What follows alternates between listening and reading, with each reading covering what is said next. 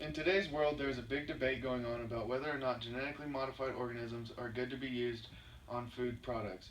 In reality, people taking part on both sides of this argument probably consume foods that have some type of GMO on them and have no idea.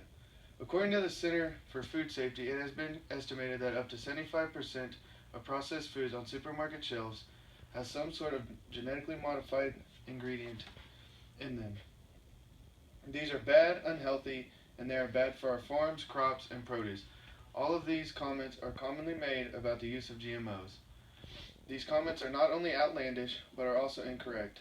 GMOs are not bad for crops, but actually help them grow more efficiently by making them larger, healthier, and more nutritious than crops grown without the use of GMOs.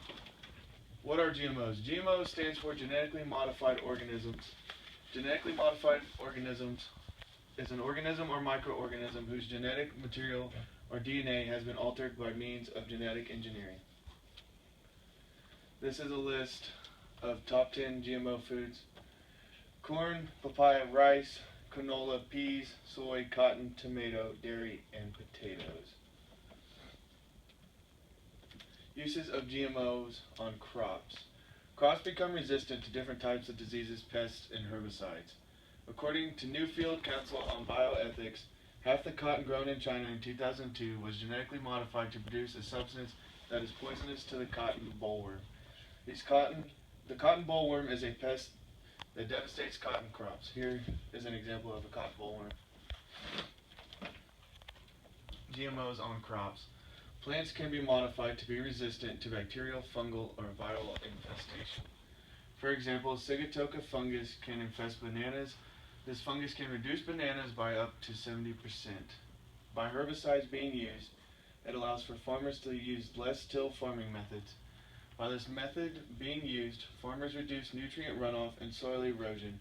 This method still preserves a crop nutritional value. Foods that are produced with GMOs have better nutritional values and health benefits. According to Connect Us, the Agriculture Organization of the United Nations, some genetically modified foods have been engineered to become more nutritious in terms of vitamin or mineral content.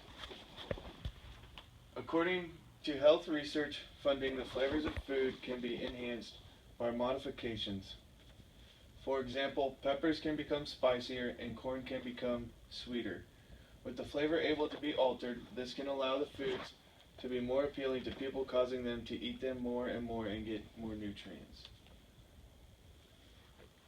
Health benefits continued. This helps people get the nutrients they need, but enables there to be a way to fight against malnutrition in third world countries by being able to make genetic modifications to the food.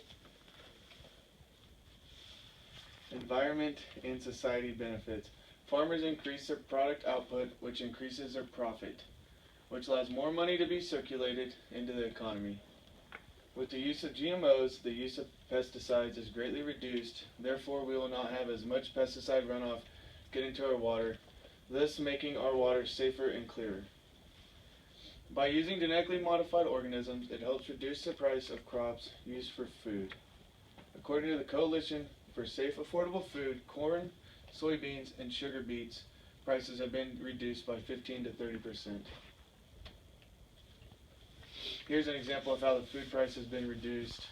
The yellow is a genetically modified potato, and the green would be a conventional potato.